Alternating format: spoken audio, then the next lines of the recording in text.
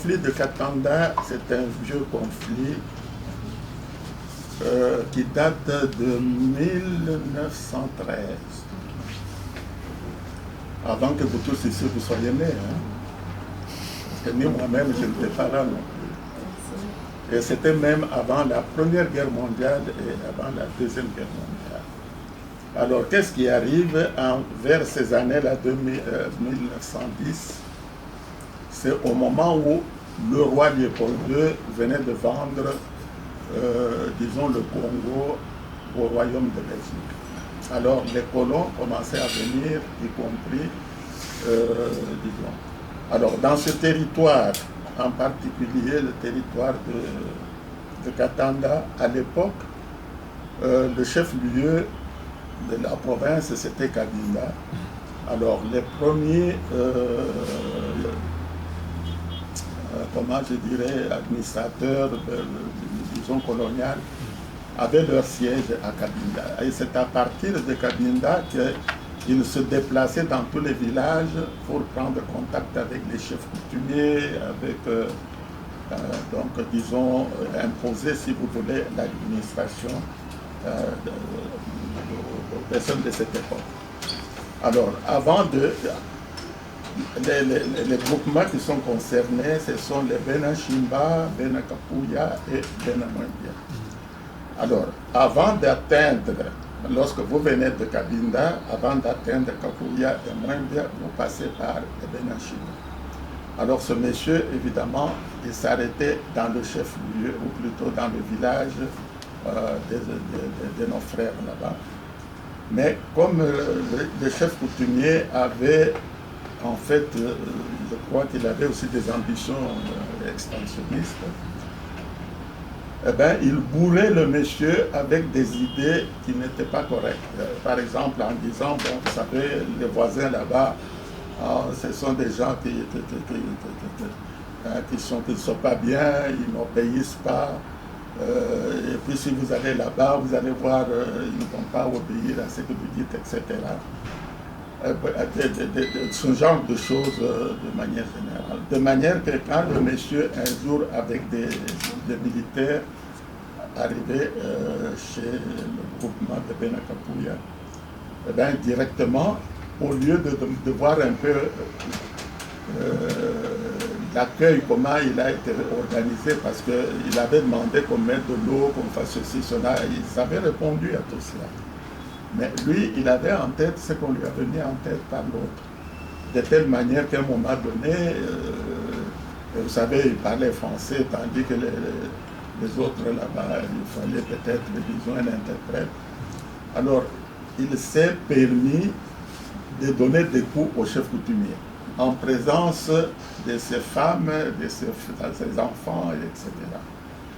Alors, les villageois ne pouvaient pas, évidemment, accepter qu'un monsieur qui vient tout juste d'arriver se comporte de cette manière.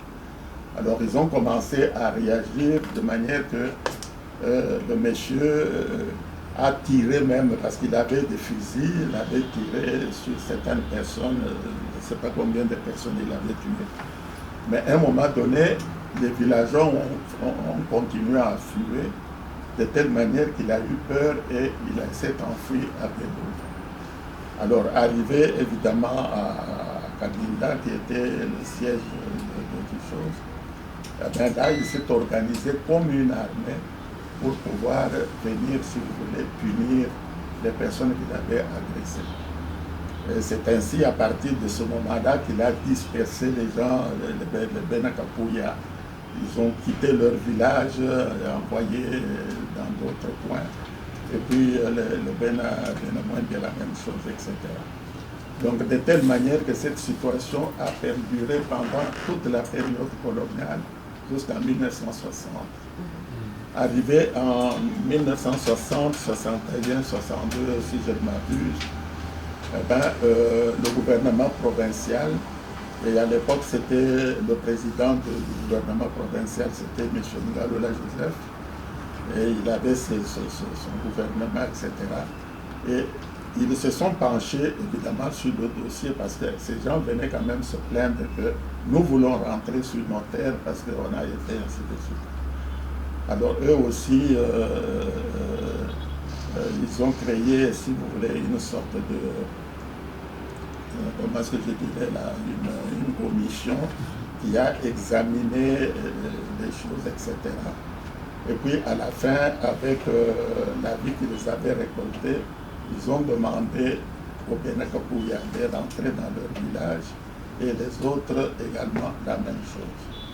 De telle manière qu'à un moment donné, chacun, ou plutôt chaque groupement était dans cette terre d'origine. Alors qu'est-ce qui arrive maintenant? C'est que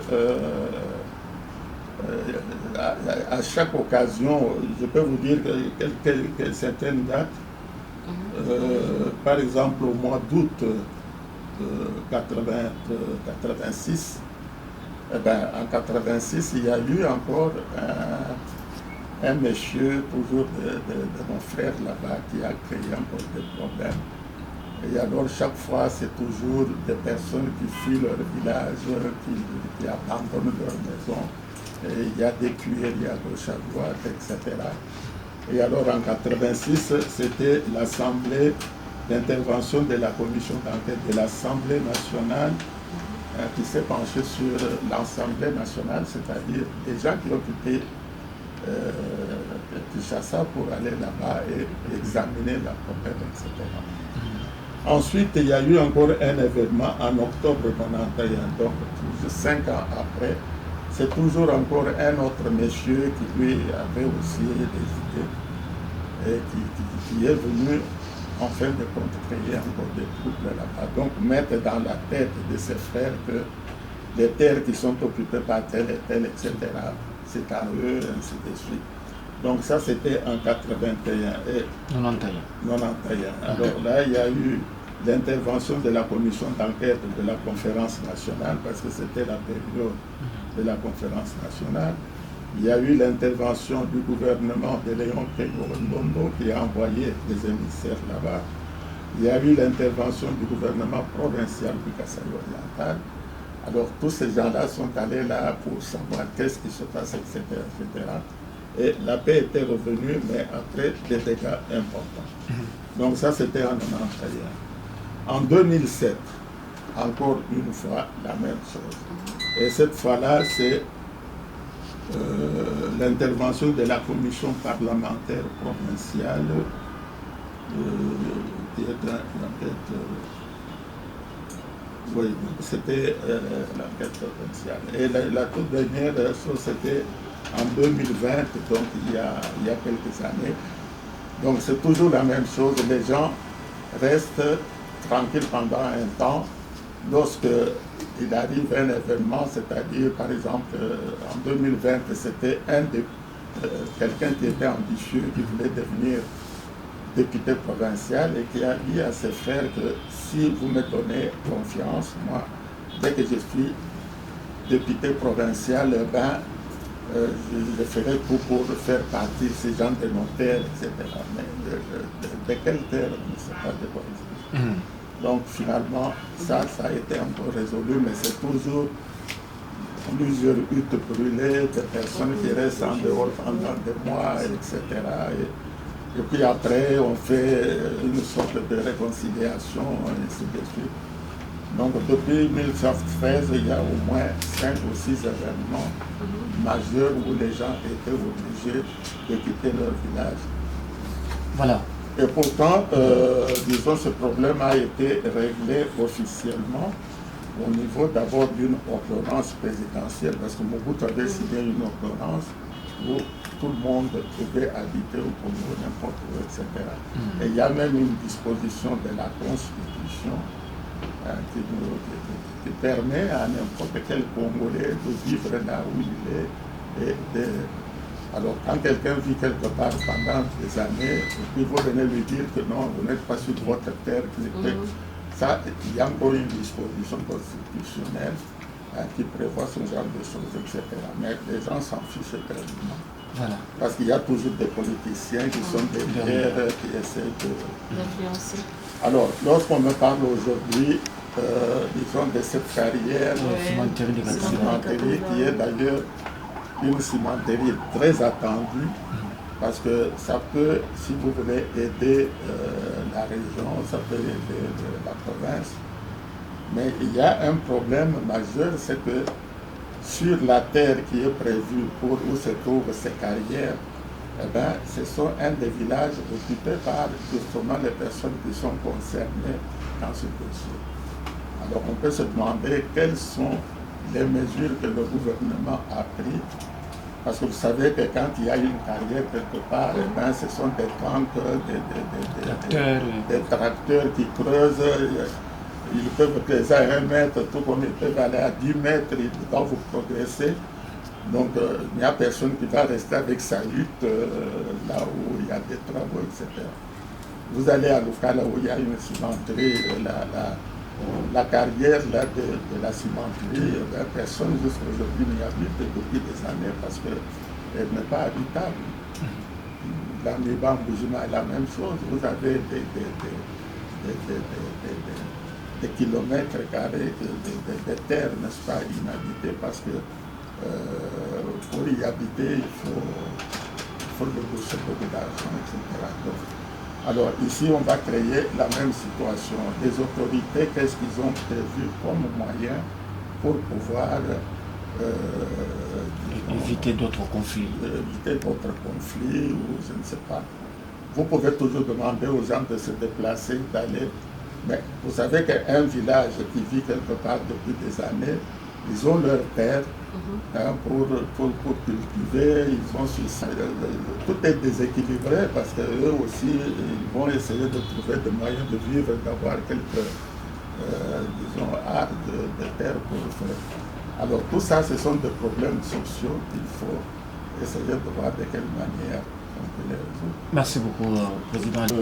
En tant que compatriote, la première chose, c'est d'encourager le Président dans les actions et dans les programmes qu'il a déjà entrepris. Évidemment, nous sommes des êtres humains, il n'y a pas de perfection dans ce que nous faisons, mais il y a toujours moyen d'améliorer pour atteindre, si vous voulez, vous voyez le social de la population, par exemple. Bon, le social de la population, parce que l'UDPS, qui est notre parti, c'est l'Union pour la démocratie et le progrès social. Mais le progrès social ne peut pas venir de nulle part, il faut le créer, puis les choses.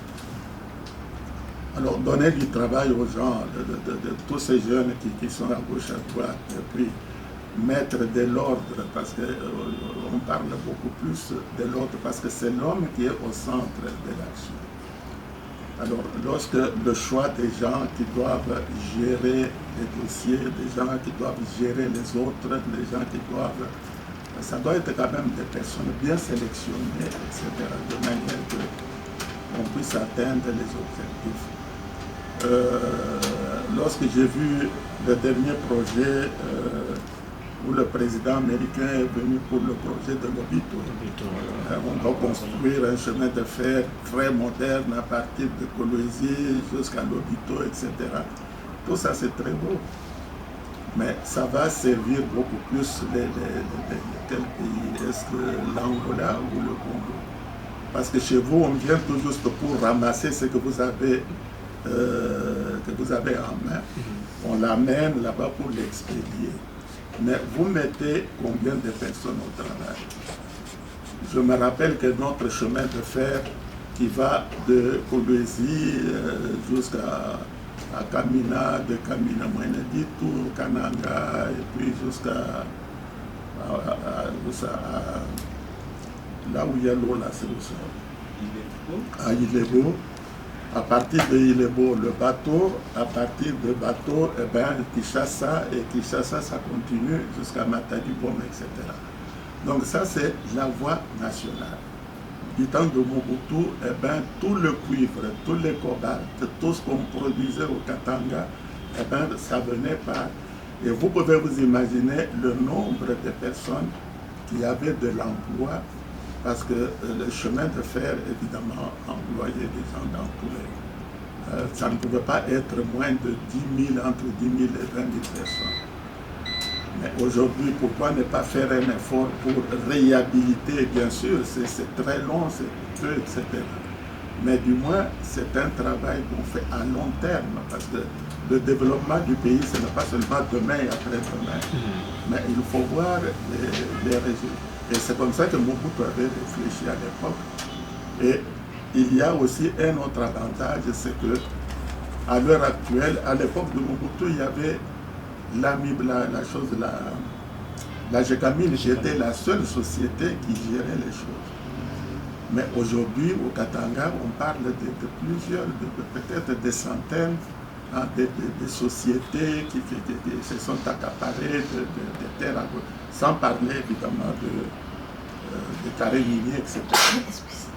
Alors tout cela, ça pose un problème de gestion pour que si on a une voie sur laquelle vous avez le contrôle et qui est nationale et qui peut permettre à beaucoup de Congolais de trouver du travail qui est moderne, alors on peut amener, si vous voulez, tout ce qu'on peut produire au Katanga, même ce qu'on produit au Kassai, enfin des provinces qui sont traversées, de suivre ce chemin de fer. Alors, dans tous les... il faut des personnes pour entretenir et pour gérer, pour ceci, cela, et c'est des centaines et des centaines, peut-être des dizaines de milliers de personnes à qui on peut donner du travail. Alors, si à partir de Kinshasa, vous avez la même chose qui descend jusque, disons, au Bas-Congo, eh bien, c'est encore, parce qu'aujourd'hui, par exemple, ce chemin de fer, je ne sais pas s'il est encore opérationnel, mais je ne suis pas très sûr, etc. Donc, de telle manière que ce chemin de fer, si on peut le mettre. Et puis, il y a également nos sociétés d'État, comme la SNEL, l'ONATRA, les choses, Air Congo vient de voir le jour, etc. Donc, ce sont toutes ces sociétés de l'État qui donnaient beaucoup d'emplois à nos compatriotes. Alors, comme ils sont devenus pratiquement comme des cadavres, etc., un cadavre ne peut pas savoir qu'il est en train de se décomposer. Donc, il y a moyen, évidemment, de réfléchir à beaucoup de choses. Évidemment, ce n'est pas des choses qui demandent un résultat immédiat, etc. Et puis même les belles routes qu'on construit, les beaux hôpitaux, les belles écoles, etc. Encore une fois, il faut mettre l'homme congolais au centre de ces actions, parce que ces bâtiments doivent être entretenus. Dans les hôpitaux, il faut des personnes très compétentes qui savent gérer les machines. Et puis ensuite, il faut adapter le prix, disons, de ces hôpitaux aux personnes, évidemment, légalement vêtues. Alors tout cela, c'est autant de problèmes qui demandent qu'on investit beaucoup dans un projet, mais comment est-ce que ce projet peut servir à la nation à court, à moyen et à long terme? Alexis Mutandangomana, la presse vous dit merci. C'est moi qui vous remercie d'être venu.